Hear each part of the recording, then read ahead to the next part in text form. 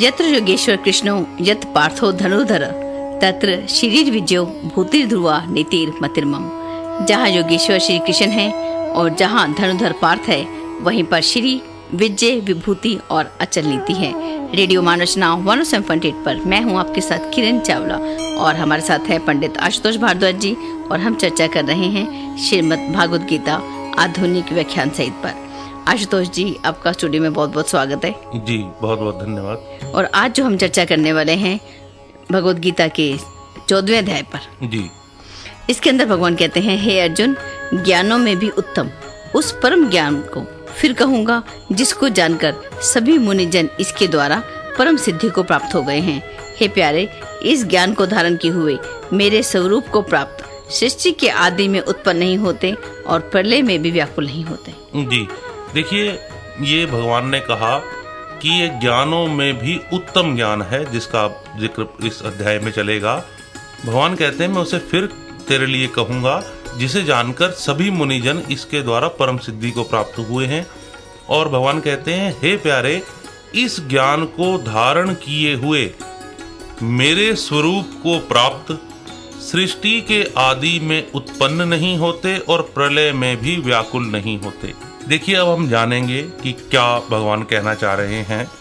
यहाँ पर इस अध्याय में गुणों का व्याख्यान आएगा और गुणों के व्याख्यान को वही जान पाएगा जिसने 13वें अध्याय में ज्ञान नेत्र जान लिए कि ज्ञाता मुक्त ज्ञान, जिसके ज्ञान नेत्र खुलेंगे वही इसको जान पाएगा, अदरवाइज नहीं जाना जा सकता।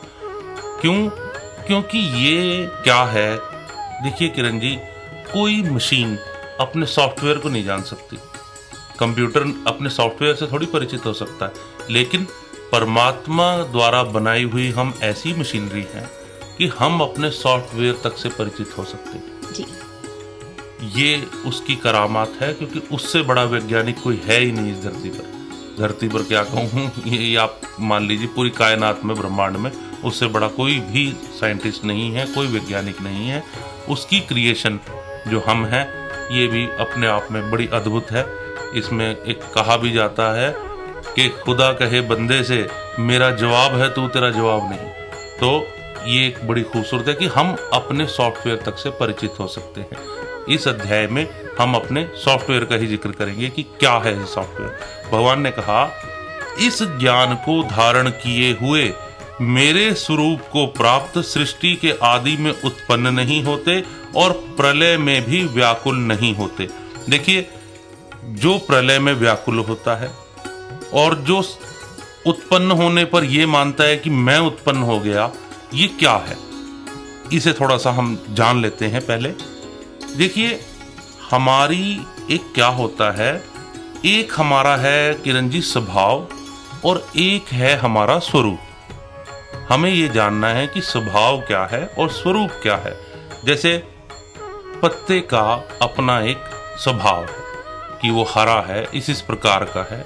फूल का अपना एक स्वभाव है कि वह खुशबू बिखेरता है, इस रूप रंग का है, ऐसा उसकी गंध है, उसका अपना एक स्वभाव है। कांटे का अपना एक स्वभाव है, तने का अपना एक स्वभाव है, शाखाओं का अपना एक स्वभाव है। ठीक है, हर एक का अपना एक स्वभाव है। लेकिन इन सभी का स्वरूप क्या है? इन सभी का स्वरूप है एक अखंड वृक्ष। बहुत प्रकार के बुलबुले तिरते हैं समुद्र में, बहुत लहरें तिरती हैं समुद्र में, लेकिन इनका स्वरूप क्या है? इनका स्वरूप है समुद्र, एक अखंड समुद्र। ऐसे ही जगत में बहुत प्रकार के जीव हैं और सबका अपना अपना स्वभाव है। कोई सर्प है जिसमें विष है, कोई घास खाने वाला, कोई मांस खाने वाला, ऐसे हर एक के अपने स्वभाव हैं। लेकिन स्वरूप क्या है? स्वरूप सबका एक अखंड परमात्मा। और स्वभाव में यहां तक भिन्नता है, जैसे एक चींटी का स्वभाव हाथी से अलग है, एक हाथी का स्वभाव कुत्ते से अलग है। ऐसा नहीं कि हाथी और कुत्ता और चींटी इन तीनों का स्वभाव अलग है, हर चींटी का दूसरी चींटी से स्वभाव अलग है। हर हाथी का दूसरे हाथी से स्वभाव अलग है, हर कुत्ते का दूसरे कुत्ते से स्वभाव अलग है। ऐसे ही हम कहते हैं, जब जिक्र करते हैं समाज में एक बड़ा प्रचलित शब्द है मानवता। मानवता की जब हम बात करते हैं और समाज में मानवता की रक्षा करो, ऐसे करो, और हो नहीं पाती रक्षा। क्यों नहीं हो पाती? क्योंकि हर मानव का अलग स्वभाव है। हाँ, हमें लगता है ऊपरी, जैसे हम ऊपरी रूप से देखें तो हमें लगेगा हर हाथी का एक सही स्वभाव होता होगा, हर कुत्ते का एक ही स्वभाव होगा। नहीं, हर एक का स्वभाव अलग है। एक का दूसरे से कोई भी स्वभाव नहीं मिलता। हाँ, स्वरूप मिलता है, इसमें कोई शक नहीं। स्वरूप सबका एक है। जैसे मैंने कहा बुलबुलों का समुद्र है, लहरों का समुद्र है, ऐसे पत्ते, पुष्प, कांटे सभी का वृक्ष है। ऐसे ही हम सबका, जितने प्राणी मात्र हैं, सबका स्वरूप परमात्मा है, लेकिन सभी का स्वभाव अलग है। हर एक इंसान का अलग होता आया है और अलग होता रहेगा। ये स्वभाव क्या है, कैसे जन्मता है ये स्वभाव? हमने ये बड़ा जाना कि फला का स्वभाव तो ऐसा है जी, वो बातचीत करने में थोड़ा वैसा है जी, वो ये है। ये स्वभाव है क्या चीज? अगर हम इस पे बात करें, स्वभाव है क्या, कैसे बनता है ये स्वभाव, अगर हम इस पे बात करें तो ये पूरा अध्याय हमें ये बताने वाला है कि कैसे कैसे स्वभाव बनते हैं और इन स्वभाव के कारण हम किस प्रकार से इनके साथ अटैच होकर अपने स्वभाव को अपना मानकर हम कर्म करते हैं, और उस कर्म के आधार पर फिर हमें आगे किस प्रकार के नए जन्म मिलते हैं। ये श्रृंखला बड़ी भयंकर है, छोटी मोटी नहीं है। हमें एक स्वभाव बन जाता है हमारा, उस स्वभाव से हम कर्म करते हैं, फिर उस कर्म के उस हिसाब से फलीभूत होने लगते हैं, उसके अनुरूप जन्म यात्राएं शुरू हो जाती हैं। तो हमें जानना है, परमात्मा कह रहे हैं जो जन्मों जन्मों की यात्रा है, इससे थोड़ा सा पीछे लौट कर आ, देख स्वभाव कहाँ से उठता है, और स्वभाव के जो संचालक हैं ये तीन गुण, ये किस प्रकार काम करते हैं। अगर तू इन्हें जानेगा तो जन्म मृत्यु से परे हो जाएगा। इसी के लिए भगवान ने कहा, हे प्यारे, इस ज्ञान को धारण किए हुए मेरे स्वरूप को प्राप्त हुए सृष्टि के आदि में उत्पन्न नहीं होते और प्रलय में व्याकुल नहीं होते। तो हमें ये जानना है कि किस प्रकार से गुण काम करते हैं। इसका अभी आगे मैं और भी खुलासा करूंगा कि किस प्रकार से गुणों का एक रूपरेखा है और कैसे ये काम करते हैं। जी, आगे भगवान कहते हैं, हे भारत, मेरी अनंत विराट और सतत वृद्धिमान ब्रह्म रूपा तो योनि है, अर्थात सबके गर्भाधान का स्थान है, और मैं उसमें गर्भ को स्थापित करने वाला हूँ। इससे ही सब भूतों की संभावना अर्थात उत्पत्ति होती है। हे कुंती पुत्र, नाना प्रकार की सभी योनियों में जितनी भी मूर्तियाँ उत्पन्न होती हैं, अनंत विराट एवं सतत वृद्धिमान ब्रह्म रूप तो उन सब की योनि है, अर्थात गर्भ धारण करने वाली माता है, और मैं बीज का स्थापन करने वाला पिता हूँ। जी, देखिए, यहाँ पर हमें जानना है कि जगत में द्वैत कहीं पर भी नहीं है। जो भगवान ने कहा कि मेरी अनंत विराट और सतत वृद्धिमान ब्रह्म रूप तो योनि है, अर्थात सबके गर्भाधान का स्थान है, और मैं उसमें गर्भ को स्थापित करने वाला हूँ। इससे ही सब जीवों की संभावना होती है, अर्थात उत्पत्ति होती है। और भगवान कहते हैं, हे कुंती पुत्र, नाना प्रकार की सभी योनियों में, जितनी भी योनियां इस जगत में हैं, कोई कीट पतंग है, कोई पशु है, कुछ है, नाना प्रकार की सभी योनियों में जितनी भी मूर्तियां उत्पन्न होती हैं, मूर्तियां अर्थात जितनी भी आकृति, मूर्तियां कहा गया यहाँ पर, हमारा एक विशिष्ट प्रकार का आकार प्रकार हो जाता है। इसे भगवान ने कहा, जितनी भी मूर्तियां उत्पन्न होती हैं, अनंत विराट एवं सतत वृद्धिमान ब्रह्म रूप तो उन सब की योनि है, अर्थात गर्भ धारण करने वाली माता है, और मैं बीज का स्थापन करने वाला पिता हूं। देखिए, परमात्मा जो है वो कारणों का कारण जो कहा जाता है कि कारणों का कारण अकारण है। जैसे हम कहते हैं कि ये वृक्ष कहाँ से आया, तो हम बोलते हैं बीज से। तो हम बोलते हैं ये बीज कहाँ से आया, तो ये बीज जिससे आता है उसे परम बीज कहा जाता है। तो भगवान ने कहा कि मुझसे सब संभावनाएं होती हैं, मैं बीज को स्थापित करने वाला हूँ, जिससे सारे जगत के पसारे हैं, जिससे जितनी भी जगत में मूर्तियां उत्पन्न होती हैं, जीव रूप उत्पन्न होते हैं। देखिए एक चीज थोड़ी सी जो जान लेने वाली है, एक तो होता है किरण जी मैं का उद्घोष, हम बोलते हैं मैं ऐसा हूं, मैं ये हूं, मैं वो हूं।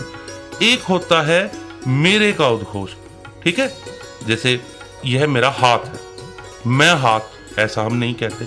ये मेरे कान हैं, मैं कान, ऐसा हम नहीं कहते। तो जितने भी, एक तो मैं का उद्घोष है गहनतम, और मैं के उद्घोष के पसारे में मेरे के उद्घोष उत्पन्न हो जाते हैं, ठीक है जी।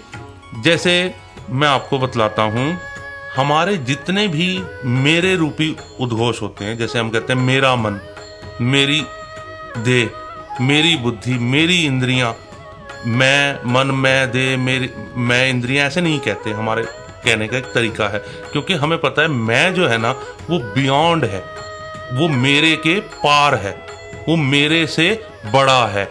जितनी भी मेरे रूप के हमारे जो उद्घोष हैं, वो जो मैं है ना वो इनके ऊपर है, इनके ऊपर है, उसके अंतर्गत सारे मेरे रूपी उद्घोष आते हैं। इसलिए जितने भी हमारे इस प्रकार के उद्घोष हैं कि मेरा मन, मेरा शरीर, मेरी बुद्धि, मेरी इंद्रियां, ये जितने भी हमारे मेरे के उद्घोष हैं, ये आत्म साक्षात्कार में अर्थात मैं को जानने में अपंग सिद्ध हो जाते हैं। ये उसे नहीं जान सकते क्योंकि ये उसके अंतर्गत है। मैं इनके अंतर्गत नहीं है, मेरा मैं के अंतर्गत है। क्योंकि हमें, देखिए मैं आपको कुछ खुलासा कर देता हूं। पहले एक परमात्मा के इस शब्द को भी ले लें। भगवान ने कहा कि जितनी भी योनियां, जितनी भी मूर्तियां उत्पन्न होती हैं, अनंत विराट एवं सतत वृद्धिमान ब्रह्म रूप तो उन सब की योनि है।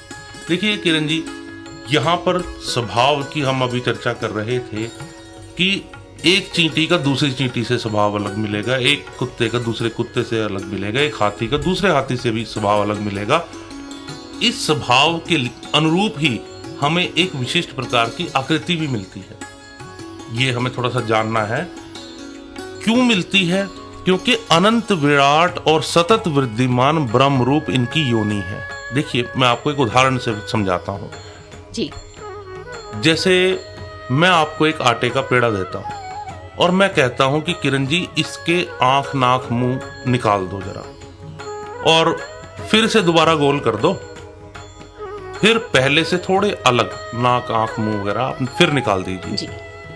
आप 2 बार, 3 बार, 4 बार, 10 बार अलग अलग रूप निकाल देंगे। उसके बाद आप कहेंगे नहीं भाई, रिपीटेशन होने लगी, पुनरुक्ति होने लगी, मैं नया रूप नहीं दे पा रही। ऐसा बड़ा स्वाभाविक है। आप ये देखिए हमारा जो चेहरा है, इसमें जितने जगत में आज तक मनुष्य हुए हैं और जितने आज तक होंगे, उनकी किसी की शक्ल किसी जैसी नहीं है।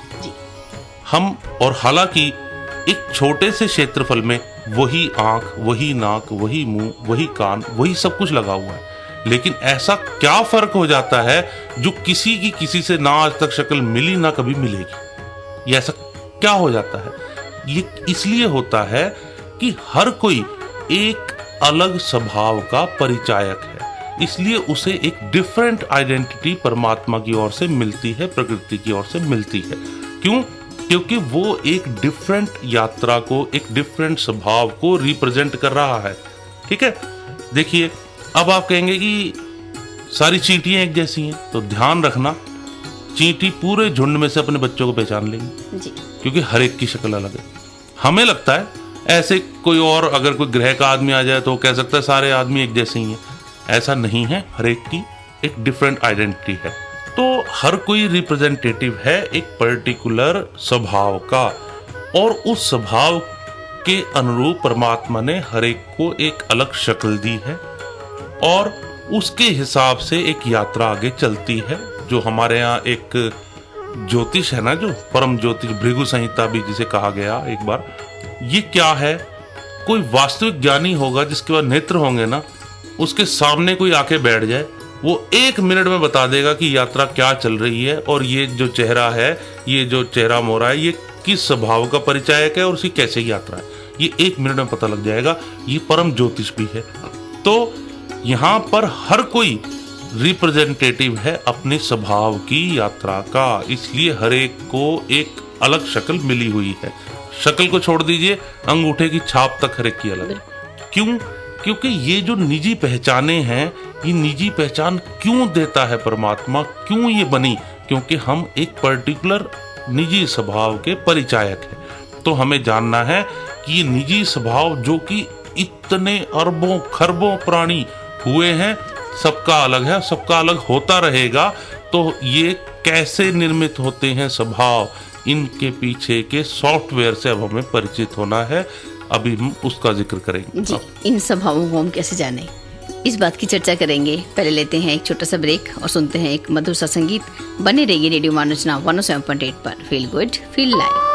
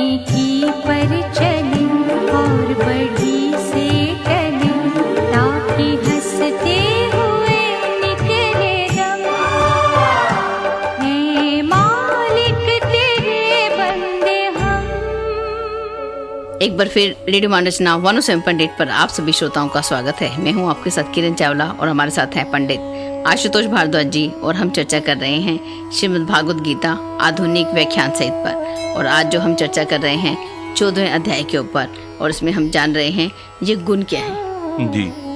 और आगे जो है भगवान कहते हैं, हे महाभाव, सतगुण, रजोगुण और तमोगुण, प्रकृति से होने वाले ये तीनों गुण अविनाशी जीवात्मा को देह से बांधते हैं। जी, बड़ा अच्छा बोला परमात्मा ने।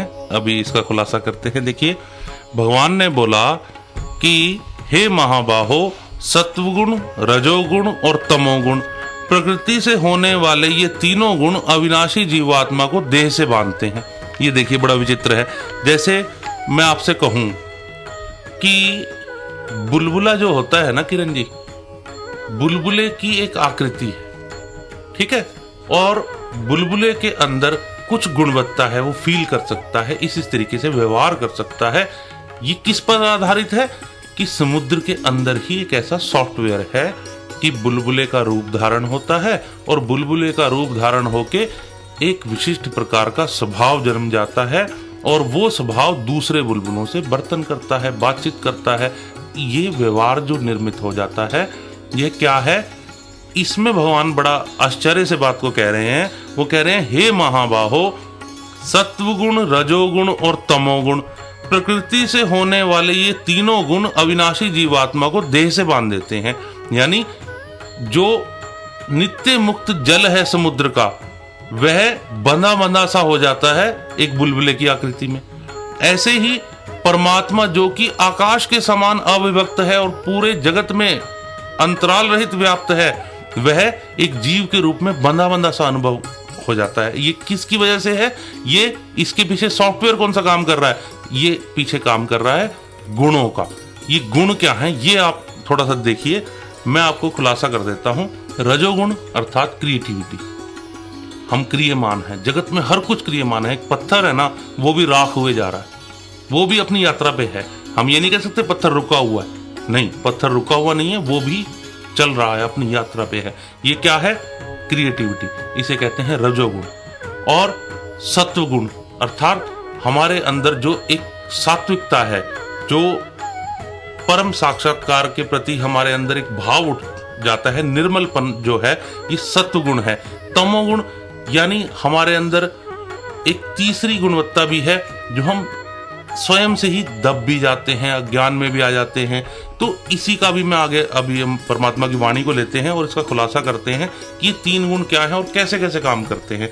आप अगले श्लोक को लीजिए और हम अपने श्रोताओं को बताते हैं। आगे भगवान कहते हैं, हे निष्पाप, उन तीनों गुणों में सत्वगुण तो निर्मल होने के कारण प्रकाश करने वाला और विकार रहित है, किंतु यह गुण सुख के संबंध से और ज्ञान के संबंध से अर्थात अभिमान से बांधता है जी। तथा हे कुंती पुत्र, राग रूप रजोगुण को तू तृष्णा और आसक्ति से उत्पन्न हुआ जान। यह जीवात्मा को कर्मों अर्थात कर्म फलों के संबंध से बांधता है जी। हे भारत, सभी देह अभिमानियों को मोह लेने वाला तमोगुण को तो अज्ञान से उत्पन्न जान। यह प्रमाद, आलस्य और निद्रा के द्वारा बांधने वाला है जी। हे भारत, रजोगुण और तमोगुण के लगने पर सतुगुण, सतुगुण और तमोगुण के लगने पर रजोगुण, वैसे ही सतुगुण और रजोगुण के लगने पर तमोगुण होता है जी। देखिए, हमारे अंदर विद्यमान है तीन गुण, सतोगुण, रजोगुण और तमोगुण, और इनका कार्य रूप थोड़ा सा विस्तार से हम जानेंगे, तब हमें धीरे धीरे पता लगेगा कि किस प्रकार गुण हम में काम करते हैं, और ये पता लगेगा कि गुण ही काम करते हैं, हम काम ही नहीं करते जी। देखिए, भगवान ने कहा, हे निष्पाप, तीनों गुणों में सत्वगुण जो है निर्मल होने के कारण प्रकाश करने वाला है, अर्थात यह निर्मल है, यह प्रकाश करने वाला है। प्रकाश अर्थ ज्ञान देने वाला है और विकार रहित है, इसमें कोई दोष नहीं है, यह जिसे कहते हैं दोष मुक्त है। किंतु यह गुण सुख के संबंध से और ज्ञान के संबंध से अर्थात अभिमान से बांधता है। देखिए, ठीक है, यह गुण निर्मल है, विकार रहित है, लेकिन यह जो गुण है यह हमें सुख की, जिसे कहते हैं, प्रतीति कराता है, हमें सुख की अनुभूति कराता है।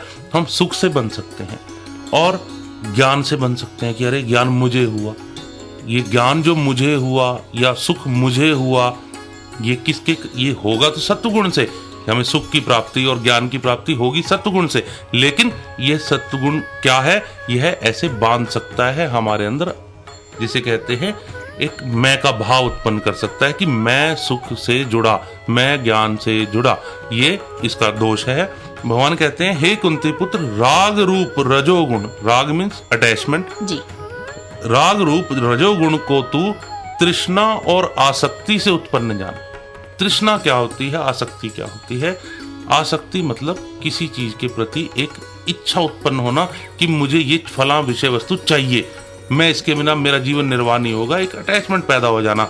यह जो राग है, किसी के प्रति आसक्ति उत्पन्न हो जाना, भगवान कहते हैं रजोगुण जो है इसको तू तृष्णा और आसक्ति से उत्पन्न जान।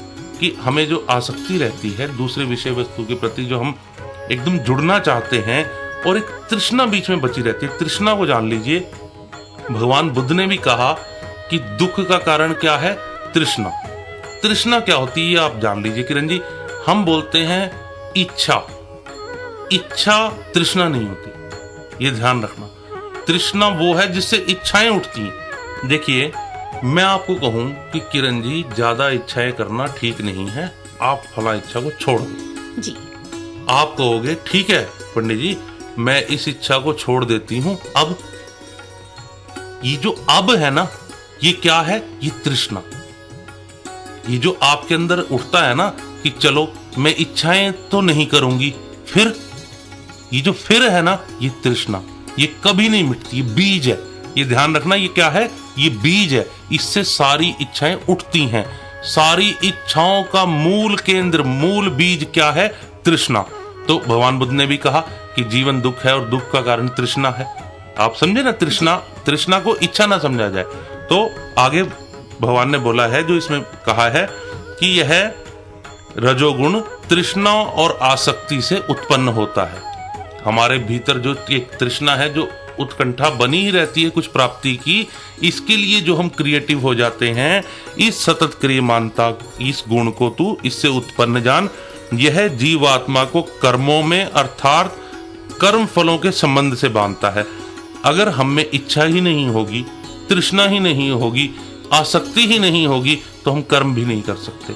हम कर्म के लिए तभी प्रेरित होते हैं जब सामने कुछ देखते हैं कि फला चीज मैंने प्राप्त करनी है, इवन चाहे वो भोजन हो। हमें लगता है भोजन तो प्राप्त करना है, कुछ भी। ये क्या है? ये क्रिएटिविटी है, ये रजोगुण है, हमारा सॉफ्टवेयर, कि हम क्रिएटिव हो पाते हैं, किसी चीज की ओर लग पाते हैं। उसके पीछे मूल क्या है? रजोगुण का मूल है तृष्णा और आसक्ति। ये हमें जानने हैं अब कैसे कैसे प्राणियों में स्वभाव आते हैं।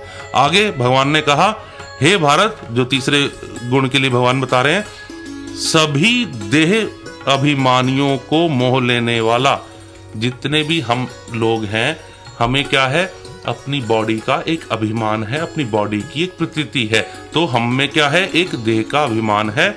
भगवान कहते हैं, सभी देहाभिमानियों को मोह लेने वाले तमोगुण को तू अज्ञान से उत्पन्न जान। अज्ञान अर्थात जो कि देखने में समर्थ ना हो। एक ऐसा अंधकार हमारे अंदर जो विद्यमान है, उसे कहते हैं अज्ञान। भगवान कहते हैं, इससे उत्पन्न जान, कि जहां देखा ही नहीं जा सकता, उस अंधकार से उत्पन्न है ये तमोगुण। यह प्रमाद, आलस्य और निद्रा के द्वारा बांधने वाला है जी। प्रमाद अर्थात जो कर्मों में हमारे, जब हम कर्म करते हैं, हम में एक सोया सोयापन रहता है, खोए खोए रहते हैं, हम काम करते कहीं और हम केंद्रित हो जाते हैं। ये क्या है? प्रमाद। आलस्य और निद्रा के द्वारा बांधने वाला है। और आगे भगवान ने कहा, हे भारत, सतोगुण सुख में लगाता है, सतोगुण सुख में लगाता है, और रजोगुण कर्म में, तथा तमोगुण तो ज्ञान पर आवृत होकर प्रमाद में भी लगाता है। जो हम सोए सोए रहते हैं, खो जाते हैं, ये क्या है? प्रमाद। हे भारत, रजोगुण और तमोगुण के लंघने पर सत्वगुण, सत्वगुण और तमोगुण के लंघने पर रजोगुण, वैसे ही सत्वगुण और रजोगुण के लंघने पर तमोगुण होता है। देखिए, अब किरण जी मैं थोड़ा सा गुणों का व्यवहारिक रूप से उल्लेख करता हूं। देखिए, ऐसा है, आपको लगता है कि मैं व्यवहार करती हूँ जी। हर एक प्राणी को लगता है मैं व्यवहार करता हूँ, और कौन करता है जी। जैसे मेरे सामने कोई आदमी आया, उसने मुझसे क्रोध में वार्ता की, जाने अनजाने, चाहे मैं कहूं मैं बड़ा संतोषी हूं, कुछ देर अबेर मुझ में भी क्रोध उत्पन्न होगा और मैं क्रोध में उससे बात करने लगूंगा कि अरे तू मुझसे क्रोध में क्यों बात कर रहा है भाई। ठीक है, ये क्या है? बाहर से क्रोध का आकर्षण आया और मेरे भीतर का जो रजोगुण है वो एकदम जिसे कहते हैं जागृत हो गया, और वो अपने जिसे कहते हैं काम में लग गया। ऐसे ही हम देखते हैं कि हम बिल्कुल ठीक ठाक हैं और हमें खबर आती है कि पड़ोस में ऐसे ऐसे डेथ हो गई है, चलो जी हम वहां चलते हैं। उससे पहले मैं अपने घर में आराम से टीवी देख रहा था, हंस बोल रहा था, तो मैं पड़ोस में डेथ में चला जाता हूँ। मैं वहां देखता हूँ कि बहुत लोग रो रहे हैं, छाती पीट रहे हैं, तो मुझ में एकदम जिसे कहते हैं मैं भी गमगीन हो जाता हूँ वहां पर जाकर। अब कुछ देर पहले मैं क्या सोच रहा था, वहां जाकर मैं कैसा हो गया हूं। इसी प्रकार जैसे मैं अपने घर में एकदम नॉर्मल बैठा हूँ और यकायक मेरे सामने हमारे घर में कोई बहुत एक जिसे कहते हैं अमीर इंसान आता है, जिसके एक शहर में चर्चा है कि जी ये फला बड़े करोड़ोंपति आदमी है, उसके चमक दमक को देख के मेरे दिल में आता है कि मैं भी कुछ ऐसा करूं, कुछ ऐसा मेरे अंदर आ जाए। तो ये सब क्या है, बाहर अगर कुछ हमें प्लेटफॉर्म मिलता है तो अंदर के गुण क्रियान्वित हो जाते हैं, और अंदर के गुण जब क्रियान्वित होते हैं तो इनका एक जिसे कहते हैं प्लेटफॉर्म बाहर से मिल जाता है, और कई दफा बाहर नहीं भी हो तो अंदर से भी आ जाता है, अंदर से भी कुछ चीजें आ जाती हैं। जैसे मैं एक अपने घर से निकला और मेरे दिल में आया कि मैं घर के किसी काम से निकला हूं और मैं उसके लिए चलता चला जा रहा हूं। मैंने रास्ते में देखा एक कुत्ता है और मैंने देखा अरे कुत्ता सफेद रंग का ऐसा ऐसा है, और मेरे एकदम दिल में आया कि मेरा एक मित्र है उसके पास ऐसा ही एक कुत्ता है। मैंने सोचा यार घर का काम बाद में करेंगे, चलो मैं पहले अपने फलाना दोस्त से ही मिलाता हूँ। तो उस कुत्ते ने क्या करा, मेरे को अपने दोस्त के पास पहुंचा दिया। तो घटनाएं क्या घटती हैं कि बाहर से आकर्षण होता है और भीतर से भी उसके लिए हम क्रियान्वित हो जाते हैं गुणों के प्रति। देखिए जैसे कोई स्त्री एक सुंदर पुरुष को देखती है, या कोई पुरुष बाहर एक सुंदर स्त्री को देखता है, तो भीतर से जैसे कहते हैं काम ऊर्जा जाग गई या कुछ भी हुआ। तो ये कहने का भाव ये है कि हम में बहुत सी चीजें जो जागती हैं वो हमारा व्यवहार ना होकर बाहर का सॉफ्टवेयर काम करता है। जैसे मैं मस्त जा रहा हूँ घूमता हुआ और रास्ते में हलवाई की दुकान आई तो मेरे को एकदम भूख जागी, मेरे को लगा नहीं मैं कुछ खाऊंगा। तो ये सब क्या है, गुणों का बर्तन हो रहा है कि एक कोई सत्वगुण पे मुझसे बात करे जा रहा है, लंबा बहुत देर तक बात करे जा रहा है, मेरे अंदर से सत्वगुण उड़ जाएगा, मैं भी वैसी बात करने लगूंगा। कोई गुस्से की बात कर रहा है, मैं भी गुस्से की बात करने लगूंगा। कोई डिप्रेसिंग बातें कर रहा है, मैं खुद भी डिप्रेशन में आ जाऊंगा। तो कहने का भाव कि जैसे जैसे हम आपस में व्यवहार कर, और ऐसा ये नहीं कि दूसरा मेरे साथ कर रहा है मैं भी दूसरे के साथ कर सकता हूँ, कि मैं दूसरे का तमोगुण उठाना चाहता हूं तो मैं उससे वैसी बात कर सकता हूं, मैं दूसरे का रजोगुण या सत्वगुण उठाना चाहता हूं तो वैसी बात कर सकता हूं। तो कहने का भाव ये क्या हो रहा है, ये आपस में गुण गुणों से बरतते हैं। और होता ये है, देखना क्या पड़ता है, हमें देखना ये है कि गुण जब आपस में बरतते हैं, हमें एक बार इन गुणों से थोड़ा पीछे होकर देखना है, थोड़ा ये जज करना है कि जब मैं बोलता हूं, किसी ने आके रजोगुण पे बात की तो मेरे अंदर से रजोगुण जब उत्सुक हुआ तो मैंने थोड़ा सा जज करना है कि मुझे जैसे छुई मुई का पौधा होता है ना, मैं ऐसे ऑपरेट तो नहीं हो रहा कि किसी ने उंगली लगाई और मैं मुरझा गया, किसी ने वो करा तो ये मेरे साथ ऐसा खेल तो नहीं हो रहा। हमें थोड़ा सा ही जज करना। अगर हम जज करेंगे ना तो हम देखेंगे कि कोई आया और उसने मुझसे सत्वगुण पे चर्चा शुरू की, किसी ने मुझसे रजोगुण पे की, किसी ने मुझसे तमोगुण पे चर्चा की, इस प्रकार की बातें की कि इस प्रकार का गुण उत्सुक हो सके, और मैं थोड़ा सा जज करूं तो मैं साथ नहीं बहूंगा, नहीं तो मैं साथ बह जाता हूं। बिल्कुल। कोई आके गुस्से में आपसे बात करेगा, किरण जी आप थोड़ा सा जज करें कि मेरे अंदर से जो एकदम गुस्से का जवाब गुस्से में उठ रहा है, मैं चेक करूं कि ये गुण जो उठ रहा है, एक बार इसको देखूं, वो गुण नहीं उठेगा जी, वो उठ ही नहीं पाएगा। सिर्फ देखने भर से ही वो चीज रुक जाएगी, वो काम नहीं कर सकेगी, क्योंकि अगर आपने देख लिया ना वो वर्क नहीं करेगा। जैसे मैं आपको बताता हूँ, पहाड़ के ऊपर से झरना बहता है ना, झरना बहता है लेकिन पहाड़ तो नहीं बहता उसके साथ, वो देखता है कि मुझ पर से झरना बह रहा है। ऐसे ही धरती पर गंगा यमुना सरस्वती 3 नदियां बहती हैं। ये तीनों आप मान लीजिए जैसे गुणों की परिचायक हों, लेकिन धरती तो नहीं इनके साथ बहती, वो देखती है कि मेरे ऊपर से नदियां बह रही हैं। ऐसे ही जब हम देखते हैं कि मुझ में से ये 3 गुण काम करते हैं, मेरा इनसे कोई लेना नहीं। जैसे मैं हवा में बैठा हूं और तेज हवा से मेरे कपड़े फड़फड़ा रहे हैं, लेकिन मैं देख रहा हूं कि कपड़े फड़फड़ा रहे हैं, मैं नहीं। ऐसे ही हमें देखना है कि हम में से कैसे कैसे 3 गुण क्रियान्वित होते हैं, लेकिन मेरा इनसे कोई लेना देना नहीं। तो हमें इस प्रकार थोड़ा सा इनके साथ डिस्टेंस बना के इनकी रूपरेखा को अगर हम समझेंगे, तभी हम गुणातीत के लक्षणों को समझ पाएंगे जो आगे परमात्मा बताने वाले हैं। जी, तो आगे हम चर्चा में जानेंगे कि गुणातीत किसे कहते हैं। बिल्कुल। तो आगे चर्चा को जारी रखेंगे, लेकिन उससे पहले सुनते हैं एक मधुर सा संगीत। बने रहिए रेडियो मानरचना 107.8 पर। Feel good feel life. तरस तेरे की प्यास मन लागी, प्यास मन लागी।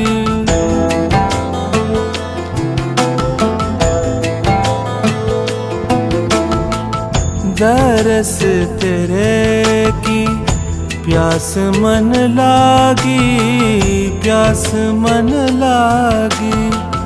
दरस तेरे की प्यास मन लागी, प्यास मन लागी। सहज आनंद बसे बैरागी, सहज आनंद बसे बैरागी।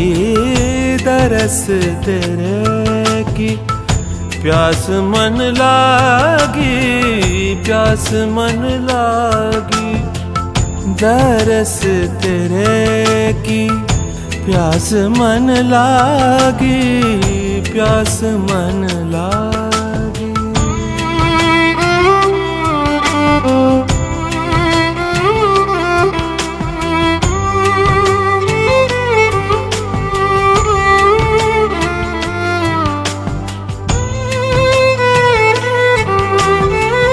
चरण कमल की आस प्यारे, जम कंकर नस गए विचारे।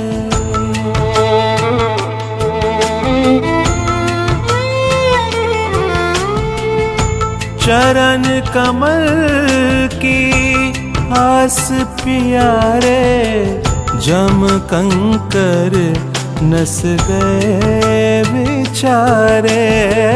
दरस तेरे की प्यास मन लागी, प्यास मन लागी।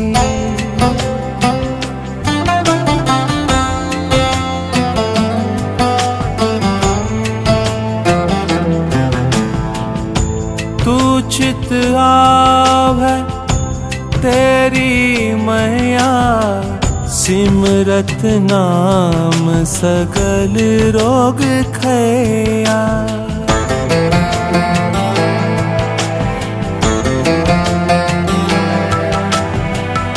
तू चित आवै तेरी मैया, सिमरत नाम सकल रोग खैया।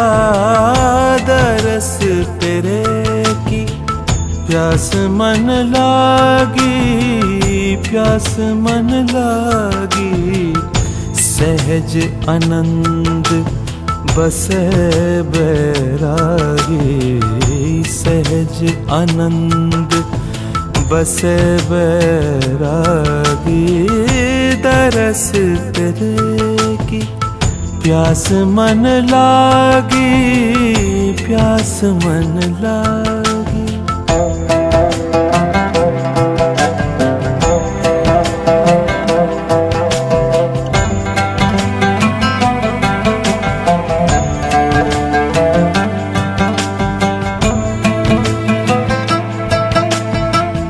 अनक दुख देवह अबरा को, पहुँच न सा कहे जन तेरे को।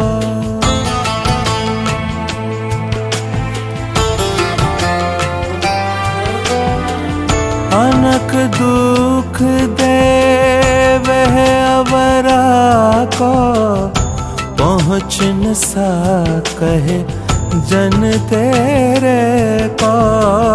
दरस तेरे की प्यास मन लागी, प्यास मन लागी।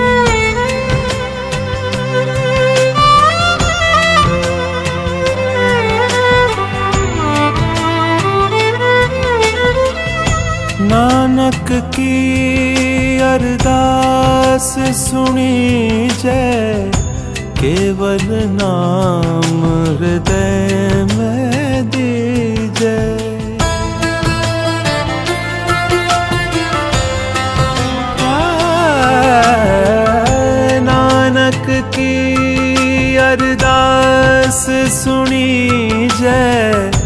केवल नाम हृदय में दीजे, दरस तेरे की प्यास मन लागी, प्यास मन लागी। सहज आनंद बसे बैरागी, सहज आनंद बसे बैरागी। दरस तेरे की प्यास मन लागी, प्यास मन लागी। दरस तेरे की प्यास मन लागी, प्यास मन लागी।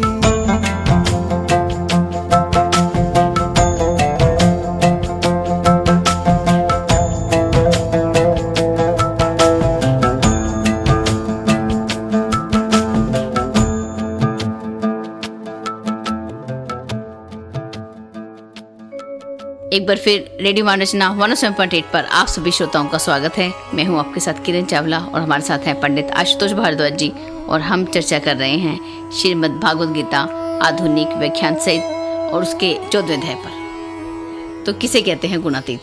जी देखिए, भगवान कहते हैं कि देख अर्जुन, रजोगुण और तमोगुण के लंघने पर सत्वगुण आ जाता है जी। जैसे मुझ में रजोगुण उठा, ठीक है जी, तमोगुण उठा, फिर सत्वगुण आ जाएगा। ये दो अगर लंघ जाएंगे तो, और सत्वगुण तमोगुण के लंघने पर रजोगुण, और सत्वगुण और रजोगुण के लंघने पर तमोगुण आ जाता है। देखिए, जैसे एक रथ का पहिया होता है ना, उसमें 3 सहायक जुड़े होते हैं जो कि केंद्र से जुड़े होते हैं। 3 स्तंभ, एक स्तंभ गुजरता है, दूसरे ऊपर आ जाते हैं, दूसरे नीचे जाते हैं तो फिर पहले वाले ऊपर आ जाते हैं। ऐसे ही हम में ये गुण आते रहते हैं। जैसे मैंने किसी को क्रोध कर दिया, गुस्से में बोला, तो मुझ में अपनी ही सेल्फ प्रोटेक्शन का एक सॉफ्टवेयर काम करेगा। मुझे लगेगा अरे यार, मैंने उसको ऐसे ऐसे बोल दिया, ये तो ठीक नहीं है, ये वो। तो ये क्या हुआ, मेरे अंदर एक दूसरा गुण क्रियमान हो गया। लेकिन मैंने सोचा कि अरे यार, ऐसे नहीं करना चाहिए, चलो ठीक है। मैंने उसको कहा कि मैंने तुझ पे गुस्सा किया, गलत किया, मैंने उसे ऐसे बोल दिया। फिर तीसरा जो सेल्फ प्रोटेक्शन का सॉफ्टवेयर है वो वर्क करने लगेगा। वो कहेगा तूने कहा तो ठीक ही था, वो डिजर्व तो यही करता था, पर चलो तेरी ग्रेटनेस है, तूने जाके उसे ये भी कह दिया। ये पूरे हमारे अंदर एक कौतूहल चल रहा है, हम अपने आप बातें करे जा रहे हैं, हम नहीं कर रहे। ये 3 गुण आपस में, जिसे कहते हैं सर्कल में चले जा रहे हैं जी। एक कहता है गुस्सा कर दे, दूसरा कहता है अरे गुस्सा करके गलत करा, चलो माफी मांगाते हैं। वो कहेगा अरे माफी में क्या रखा है, वो डिजर्व तो यही करता था। तो ये जो अंदर जो चले जा रहा है ना, ये 3 गुणों का सर्कल चल रहा है। 3 गुण आपस में बात घूम घूम के ऊपर आए जा रहे हैं, घूम घूम के ऊपर आते चले जा रहे हैं। तो भगवान कहते हैं रजोगुण और तमोगुण के लंघने पर सत्वगुण, सत्वगुण और तमोगुण के लंघने पर रजोगुण, और वैसे ही सत्वगुण और रजोगुण के लंघने पर तमोगुण अपने आप ऊपर आ जाता है। और आगे भगवान इसका खुलासा करते हैं। आगे भगवान कहते हैं, जब इस देह में और इसके सभी द्वारों में अर्थात इंद्रियों और अंतःकरण में चेतता का प्रकाश और ज्ञान शक्ति प्रभावी होती है, तब ऐसा जान कि सद्गुण बड़ा है। और हे भरतवंशियों में श्रेष्ठ, रजोगुण के बढ़ने पर लोभ, प्रवृत्ति, कर्मों का आरंभ, अशांति और विषय भोगों की लालसा, ये सब प्रकट होते हैं। देखिए, भगवान कह रहे हैं, लक्षण बता रहे हैं। वो कह रहे हैं जब तेरी देह में और इसके सभी द्वारों में, अर्थात जो हमारी इंद्रियां हैं और हमारे अंतःकरण में, जब एक चेतना का प्रकाश होता है, हम कुछ अच्छा महसूस होने लगता है, कि एक शांति सी महसूस होने लगती है, और ज्ञान शक्ति जब हम में प्रभावी होती है, हमें लगता है कि हम ज्ञानवान हो गए, हमें थोड़ी एक पीसफुलनेस जो हमें महसूस होती है, तो भगवान कहते हैं उस वक्त जान लेना कि सत्वगुण इस वक्त बड़ा हुआ है। ठीक है, सत्वगुण ऊपर आया हुआ है। और भगवान कहते हैं, सिम्टम बता रहे हैं, जब कौन सा गुण जब क्रियान्वित होगा तो तुझ में किस तरह का भाव आ रहा होगा। और हे भरतवंशियों में श्रेष्ठ, रजोगुण के बढ़ने पर लोभ, प्रवृत्ति, कर्मों का आरंभ, हमें जब रजोगुण बढ़ता है तो क्या क्या सिम्टम है इसके, कि हमें लालच पैदा होता है, हम में प्रवृत्ति जागती है कि मुझे ये पाना है, ये करना है। कर्मों का आरंभ, हमें लगता है यार कुछ करो फटाफट, ये कुछ शुरू करो, ऐसे थोड़ी जिंदगी निकालनी है, कुछ ऐसा करना है, कुछ ये करना है। तो ये क्रिएटिविटी का जो गुण है इसे कहते हैं रजोगुण। इन सबसे क्या पैदा होती है? इन सबसे पैदा होती है अशांति। रजोगुण का पहला सिम्टम है अशांति। हमें लगेगा नहीं कुछ ठीक नहीं है, फटाफट कुछ और करना है, चलो फटाफट करें, चलो ऐसे करते हैं, चलो ये करते हैं। ये हबड़ दबड़ क्या है? ये अशांति। और विषय भोगों की लालसा, हमें लगता है ये पाना है, इसको प्राप्त कर जाना है, ये सब क्या है? ये रजोगुण भगवान कह रहे हैं इस वक्त बढ़ा हुआ है। इस सिम्टम को जान ले कि इस वक्त रजोगुण ऊपर आ गया है। और हे कुरुपुत्र, तमोगुण के बढ़ने पर अंतःकरण और इंद्रियों में अंधकार, तेरे अंतःकरण और इंद्रियों में अंधकार आ जाएगा, डिप्रेशन, तुझे लगेगा क्या रखा है दुनिया में, अरे छोड़ो परे, कुछ है नहीं, कोई बात बनी नहीं, ऐसे जो फीलिंग्स आती हैं, एक अंधकार छा जाता है भीतर। कर्मों में अप्रवृत्ति, आदमी लगेगा क्या करना करके, कुछ रहने दो, छोड़ो परे। और निष्क्रियता और प्रमाद अर्थात सुसुप्ति और मोहिनी वृत्तियां, ये सभी प्रकट होते हैं तमोगुण के। जो बताया ना परमात्मा ने कि तमोगुण के बढ़ने पर क्या होता है, उसके लक्षण आ रहे हैं सारे सामने। और भगवान कहते हैं, हे अर्जुन, देहधारी जब सत्वगुण के बढ़े होने की स्थिति में मृत्यु को प्राप्त होता है तब तो उत्तम निर्मल लोकों को जाता है, और रजोगुण के बढ़ने पर जब मृत्यु प्राप्त होती है तो कर्मों की आसक्ति वालों में जन्मता है, और तमोगुण अगर बढ़ा हुआ है उस वक्त अगर कोई मृत्यु को प्राप्त होता है तो मूढ़ योनियों में उसका जन्म होता है। और आगे भगवान कहते हैं, हे कुंती पुत्र, जब दृष्टा गुणों के अतिरिक्त अन्य किसी को करता नहीं देखता और गुणों से परे परम तत्व से जानता है, अंतराल रहित वह मेरे स्वरूप को प्राप्त होता है। जी देखिए, भगवान ने कहा जब दृष्टा गुणों के अतिरिक्त अन्य किसी को करता नहीं देखता। जैसे गुण तीनों मैंने अभी बताया कैसे कैसे क्रियान्वित हो जाते हैं, हर अवस्था में एक गुण क्रियान्वित हो जाता है और प्रधान रूप से उभर आता है। तो भगवान कहते हैं जब दृष्टा, यानी जो मैंने अभी कहा कि नदियां धरा के ऊपर से बहती हैं, धरा नहीं बहती, झरना पर्वत के ऊपर से बहता है, जो पर्वत है वह झरने के साथ नहीं बह जाता। ऐसे ही जब हम तटस्थ होते हैं, तटस्थ शब्द को जान लीजिए, जैसे हम तट पर बैठे हैं और देख रहे हैं कि नदी बह रही है, हम साथ में नहीं बह रहे, ऐसे ही जब हम देखते हैं कि गुण कार्य कर रहे हैं, हम कार्य नहीं कर रहे, हम क्रियान्वित नहीं हो रहे, ऐसे स्थिति को कहा जाता है साक्षित्व अर्थात दृष्टा जागृति। तो भगवान कहते हैं, हे कुंती पुत्र, जब दृष्टा गुणों के अतिरिक्त अन्य किसी को करता नहीं देखता और गुणों से परे परम तत्व से जानता है, यानी परम तत्व से जब वह दर्शन करता है, अंतराल रहित वह मेरे स्वरूप को प्राप्त हो जाता है। और श्री हरि ने कहा, हे अर्जुन, जो प्रकाश और प्रवृत्ति को तथा मोह को भी ना तो प्रवृत्त होने पर उनसे द्वेष करता है और ना निवृत्त होने पर उनकी आकांक्षा करता है। जी, ये जो कथन है भगवान का, देखिए अर्जुन ने प्रश्न किया, किरण जी, अर्जुन ने प्रश्न किया, अर्जुन ने कहा, हे भगवान, इन तीनों गुणों से जो उठ चुका है, इन तीनों गुणों के जो पार जा चुका है, किन किन लक्षणों से युक्त होता है, वह किन लक्षणों से युक्त होता है और किस भांति के आचरण वाला है, तथा हे प्रभु, किस उपाय के द्वारा वह इन तीनों गुणों से अतीत होता है। तो भगवान ने उसका उत्तर दिया, किरण जी, बड़ा खूबसूरत है। ऐसा किसी धर्म में, किसी संप्रदाय में, किसी शास्त्र में ऐसा उत्तर नहीं है जो भगवान कृष्ण का उत्तर है। भगवान ने कहा गुणातीत कौन है, उसके लक्षण क्या हैं। देखिए, भगवान ने कहा, हे अर्जुन, जो सत्व गुण के कार्य रूप प्रकाश और रजोगुण के कार्य रूप प्रवृत्ति को तथा तमोगुण के कार्य रूप मोह को भी ना तो प्रवृत्त होने पर उनसे द्वेष करता और ना निवृत्त होने पर उनकी आकांक्षा करता। देखिए, इसे थोड़ा सा जान लें, फिर हम अपनी वाणी को विराम देंगे।